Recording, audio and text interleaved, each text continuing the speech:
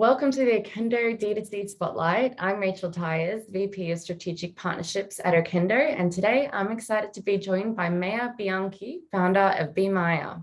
Bemeir is an e-commerce and web development agency specializing in digital e-commerce, UI and UX design, Magento, Shopify, BigCommerce, WooCommerce, and more. Meir, thank you so much for being here. Hey, thanks for having me, Rachel. Of course. So what inspired you to launch an e-commerce agency, and how has your vision for the company changed since you began? I was inspired to launch this company back in 2014 because we wanted to help people. Really enjoyed building websites and specifically e-commerce and the possibilities that it affords and all the different use cases. And, we were originally focused on Magento under a different brand. And then along the way, decided to think more globally and change the name to Bemeir. My name is Meir, so Bemeir is kind of like a play on that.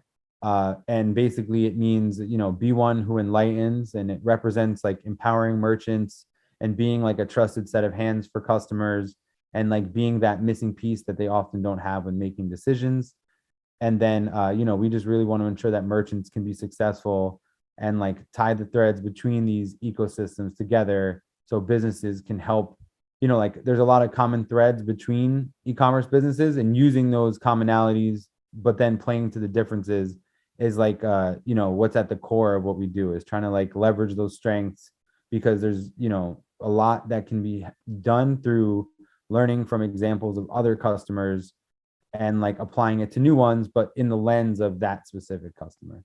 I think that absolutely makes sense. And that's why it's really important that brands come to an expert like you, because you've got all of this knowledge, and that means you're not going to be making mistakes that a first timer would make.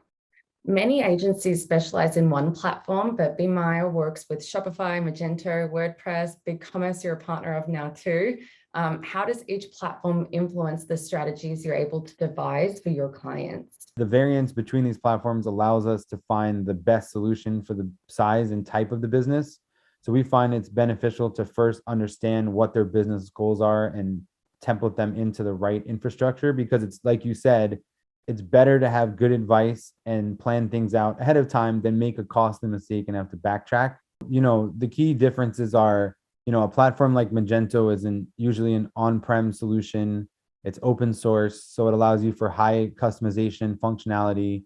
But with that comes, the responsibilities of maintenance and security patches, but it's super powerful. And so it's usually tailored towards brands that need that level of customization, or, need it for specific integrations or specific use cases. And it's really powerful. And then we also favor SaaS platforms like Shopify or BigCommerce, because we approach them with the mindset that brands can grow faster on these platforms, especially when they're new to e-commerce or they want to avoid investing in custom infrastructure and prove their marketing and their brand model. It basically helps them get to market in those ecosystems due to the integrations and due for the overall marketing support. And so there's like a great dovetail there between why you would need one or the other. And so we're basically just seeing that as a vehicle to help distill some of the noise or slowness that may come with having to maintain your own platform, because merchants don't often understand or appreciate those costs, and it leads to like bottlenecks in the process. And so when it comes to now headless e-commerce, we find that it's being more and more important, more prevalent. More brands are looking to go headless. There's more solutions out there, and we just happen to have really good experience and expertise in that area from our time working with enterprise brands. In the last 5 years, we've been on like kind of the cutting edge of some of the headless infrastructure and middleware. And so we see it's really useful for certain cases, or for brands that want to put out a certain type of experience or are willing to invest and maintain that level of infrastructure. So it's just really fun, but it's for specific use cases. Like we don't generally advise most brands to go headless because it's complex and it requires you to go down a very specific path. And then when it comes to supporting WordPress, we still think WordPress is a great and flexible tool for corporate websites, for small businesses to get their word out there, to be able to have some degree of flexibility and control and get customization while not being too costly to support and maintain. We work with a great host like WP Engine. They're a partner of ours. So when it comes to those type of sites, we just want to be able to serve that small subset of the market. Generally, we don't like to support WooCommerce because it's pretty limiting for businesses and it wasn't never intended to be a fully fledged platform. And so we really try to advise businesses if they're starting to stay away from it because they're going to ultimately hit a wall or hit complexities that they'll wish they never were on it in the first place and should have chosen a SaaS like BigCommerce or Shopify. One of Bemeir's core values is helping businesses make positive impacts on their local communities. How do you help brands be mindful of their communities? And can you share some examples? You know how e-commerce businesses are digital in their nature, but they sometimes serve regional demographics, or they themselves are an entity that fuels job growth in their local communities. And so there's a lot of ways that e-commerce businesses can contribute economically to the local community. And generally, businesses are run by people of that community and they're part of the fabric of their community. So we would like to make people aware of this fact and really just like there's more ways than you think to make a difference or to call attention to that while staying true to your core values. And so it was just kind of something like when I started this company, it was an NYC focused company, and now it's more of a global ideology. So the idea was to try to say, hey, how can we approach elevating e-commerce in our own backyard or helping small businesses evolve and digitally transform? Because if your local business is reachable to the elderly who can't necessarily leave the house, or people who can't always get in there, you may bring more business to your store or connect better with the fabric of the community. And then the second piece of this is there's also a lot of people that are small e-commerce business owners who don't have access to information, and they put their hard-earned money into investing into a platform and they get sold, hey, yeah, let's just, you should be on Magento too. They invest all this money and then they're not where they need to be, and they end up hitting a wall, or they've started a Shopify and they've thrown too many apps in. They don't really know what the right path is. And so it's like also about advising the smaller merchants. And we're trying to develop a product called e-commerce hotline, which is meant to be more of a starter e-commerce business where we give help to really small merchants and help them get wins just by applying our expertise or guiding them and like trying to create that helpful mindset. And so once again, locally, that can be, someone who's doing this as a second job or a hobby, or people that maybe it's not their main focus, but they are genuinely excited and passionate and want to get better at e-commerce. What are some of the most significant branding mistakes you see D2C businesses making, and how can you help them course correct? One of the things we see is a lot of brands overinvest in paid media out of the gate instead of building organic affinity with key opinion leaders and influencers or other like community members, meaning they're leaving a lot on the table in terms of what they can do just by old-fashioned outreach or trying to build up a presence. So that's an area where maybe is underdeveloped because it's harder to do or requires more thought than just hiring a marketing agency who's going to tell you, yeah, we'll make you money, sign here, versus addressing those things head on. And then some businesses are really open with a specific vision or passion, and like sometimes they need to spend time building those connection points, and like that takes a backseat to short-term gains, which really ends up being a detriment in the long term because they spent so much time just raising their MRR, trying to get their business growing without really thinking about who am I connecting with, what's my long-term strategy.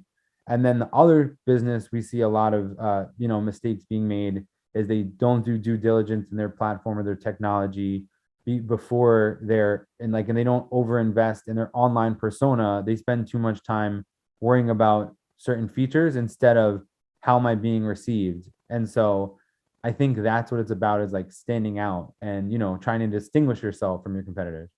Right, I absolutely agree, and it's so important these days as we're seeing the cost per conversion rising on Facebook, Instagram, where have you.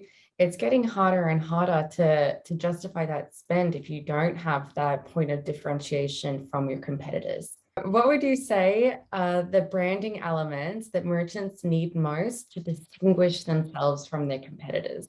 I like to call this a brand voice. Obviously, that's a common term, but it's like a clear and succinct language that how you talk about your brand and your products, meaning the actual words you use to communicate on your website. We've all seen those ads where a brand is really like hip or perceived as hip or cool or talking to their customers. So it's like conveying the attitude of what the brand is to your customer is a great way to stand out, because you're creating that affinity, or like, hey, I like that. If this brand was a person, would I want to hang out with them, or what do they represent to you? And I think that can be achieved through language, through imagery, and really, some of the top DTC brands have done a nice job with that, like Away or Baboon, or some of these, like, certain specific brands that may come to mind that stood out because they went that extra effort to have a voice or have a specific way of engaging with their customers, even though they're selling something that's in a crowded segment. And Right. then, and then two, they can use technology to create points of engagement, like meaning, like quizzes, shoppable lookbooks, things that are ways to really like make your product shine or stand out, or orient users to what you want them to know about your products and what's important. One more fact about that is information education. Users may feel gratitude and affinity for a brand if you're giving them knowledge, or an exchange of knowledge, in essence, for them giving you their eyeballs on your products. And so people may be grateful for having learned how to solve something, or this solves a challenge in my life and here's why, and there's a educational aspect of it. I think that goes a long way. And you see that in some of the biotech brands, or some of the medical brands, or even just a common household item that solves a household challenge. And then lastly, and I think these two are the most important, is customer service and friendly support. Each interaction that you have with your consumers is basically a chance to win their trust and their heart and their mind. So, how many of us have had a good experience where we shop somewhere, there's an issue, but you talk to that customer service person and they really make your day better, and you can tell they care, and you're like, wow, this brand really has their stuff together, and like there's something special here. And so that may create a positive memory, which is something that you can't really acquire via an ad, and it has to be done through human engagement. And so lastly, reputation management, having reviews, a solution like Okendo, where you're really building up user generated content and you're able to actually have social proof for your brand, is another way where, once again, brands do not invest in that out the gate. And I've tried to, time and time again, to advise people, hey, you're going to wake up 2 years from now and wish you'd been sending review requests this whole time. And you also have to think defensively. The best defense is good offense, but you have to be able to make sure positive things are coming in, because something negative may happen at any, even if it's 1% of the time.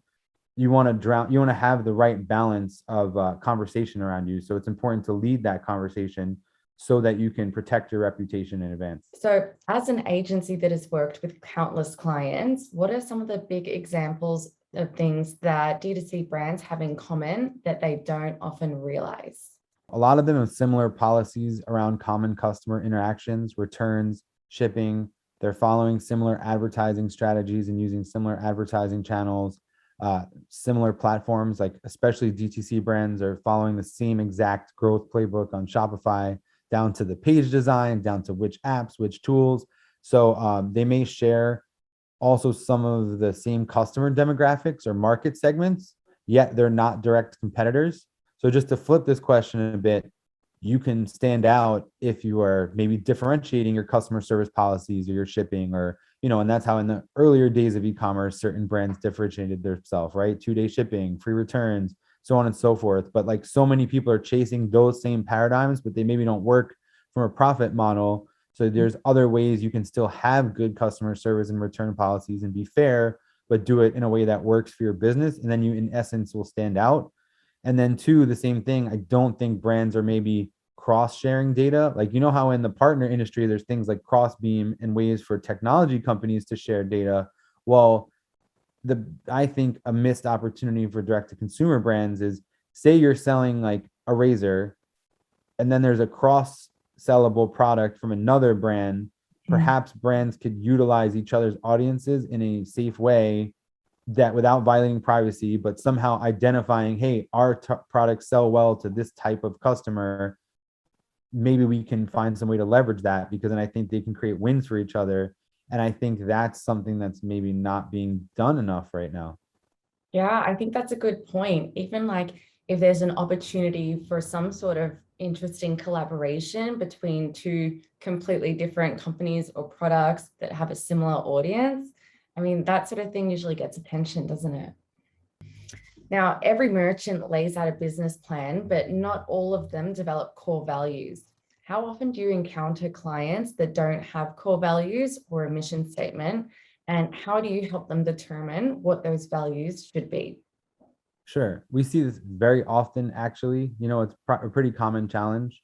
And then usually the person started the brand for a reason, or the brand was founded for a reason, or it's from a store and that store was founded for a reason. So, we advise people to lean into that because maybe their personal stories are often relatable or admirable to customers.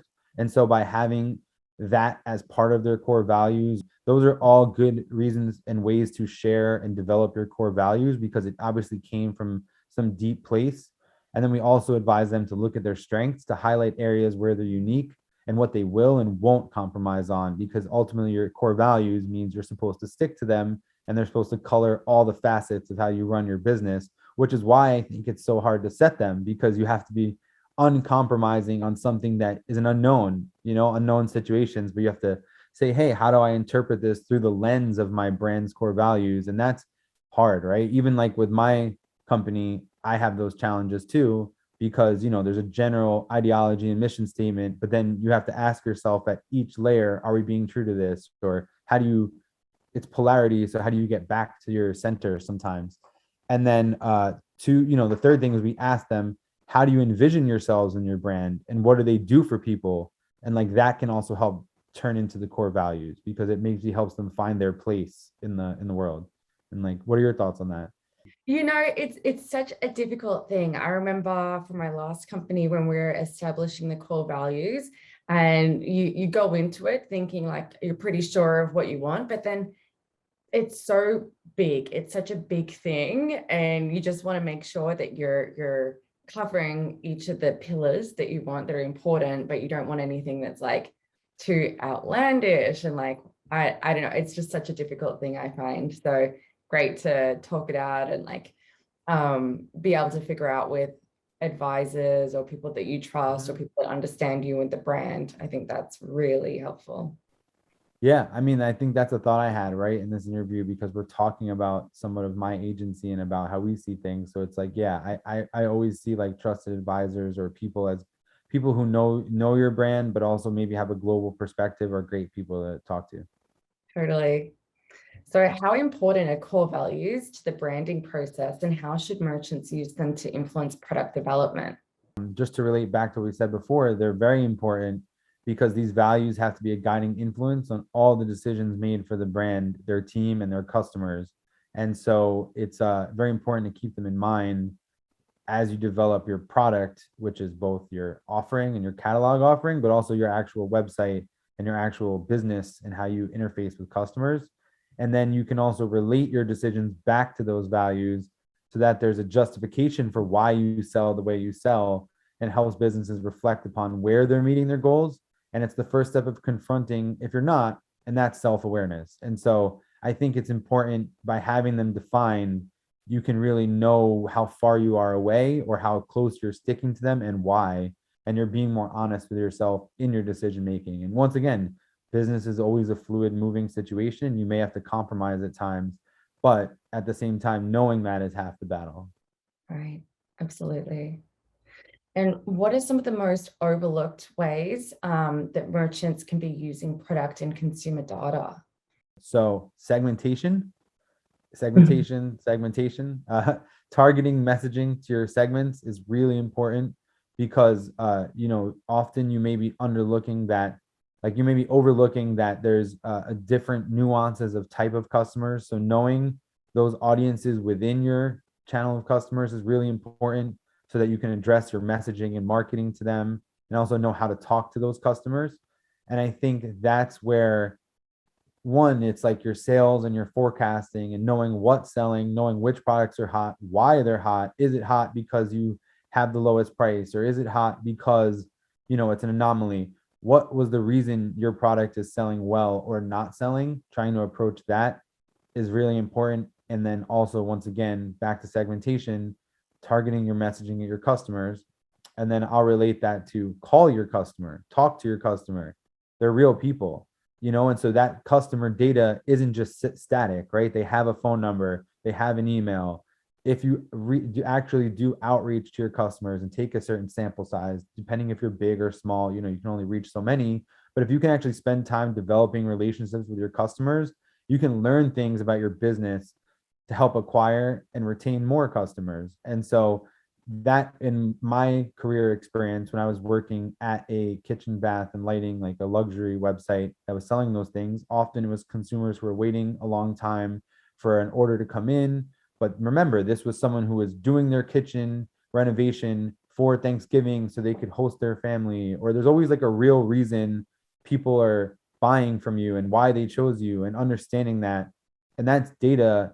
That's just not big data. That's human data. And you have to really be willing to invest the time and the energy. You know, and I think the whole notion of zero party data is really just rebranding a form, right? The idea of, hey, if you fill something out, you gave us that information willingly, right? It's like the Miranda rights of e-commerce, or, you know, anything you say can and will be used against you to market you, you know? So it's kind of funny because I think it's just a hot term for something that's always existed, but was often overlooked. Because if we went from the spectrum of, it used to be that way, right? When you're registering, here's these 18 data points we want you to fill out: your gender, your birthday, you know, what your likes and dislikes are. And then there was a backlash against that because they're like, hey, if it takes someone too long to fill this out, they may not want to. So there was against friction. And then we had the whole notion of like AI and deducing people's data by their behavior. And now that's going away. So we're back to zero party data, which really just means convincing people to tell you stuff about themselves. Yeah, it's such a good point. It's just a rebrand that gave us zero party data. Yeah.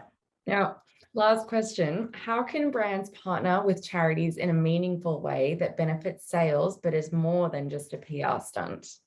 I would say, like, if a charity is benefiting from something in a meaningful way, it can't just be a PR stunt, because that's revenue that a charity may have not received before. So just on the baseline, if you're creating more revenue into a 501c3, you're doing a service for that 501c3. So even if you're doing it with self-interest, hey, there's still a benefit. Now let's put that to the side. I would say you got to think symbiotically. Like, how can the affiliation of a brand to the charity and the charity to the brand benefit both parties? Because if it's done right, it really elevates the mindset of both parties. Because the charity might be inspired because they have this brand partner. So they're going to feel, hey, great, we're succeeding in our mission. We now have another group of people pushing us. And the same thing with the brand. It's like, you know, it may inspire the workforce of the brand or the customers of the brand to say, hey, this brand really cares about this cause. And that often goes a long way. So then 9 times out of 10, it's probably for a good reason. And once again, if there's any kind of net benefit to the charity, it was worth it. And then 2, I would say education and awareness. Often on certain websites, there's just, you can donate or round up your purchase, or like, you know, like the brand's going to make a matching contribution. What I don't see e-commerce brands doing enough is giving away real estate, which is usually free. And then you can create a whole subset of pages with information and awareness, actually make your site that has traffic a vector of information for that cause. If you can create content that actually helps to educate visitors about that cause, now you're becoming an amplifier for the charity. So once again, that's one step above just donating and giving, because then you're helping inform and educate. Meaning, like, maybe people aren't hitting the .org of that charity, but they are hitting your .com. Share information there, because it's not going to cost you that much more to host that.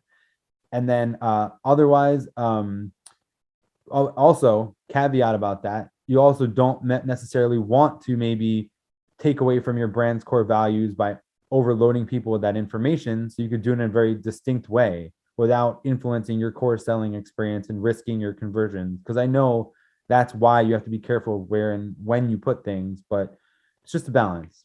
And then the last thing is engaging their audience, like their customer base, to participate in a conversation around the purpose of the charity. Just take a random brand, Fashion Nova. If Fashion Nova tomorrow started saying something about any cause, that's already billions of people and many sub-influencers who could get in line with that if they use their power. So I often see that as something, you know, really powerful that's beyond a PR stunt, because they're actually using their bully pulpit and their massive audience to broadcast something to the world. Well, Maya, thank you so much for your time. Where can the audience find you if they'd like to reach out or learn more about Bemeir? Sure. So our website is bemeir.com, Bemeir.com. We're on Twitter at Bemeir LLC. I'm on Twitter at MAIERB, Mayor B, and also LinkedIn. Generally, we're really approachable. We'd love to talk to anyone, merchants, partners, and just kind of love having conversations around e-commerce and seeing how we can all help each other. So thanks for the opportunity, Rachel. Excellent. Thank you so much for your time. Take care.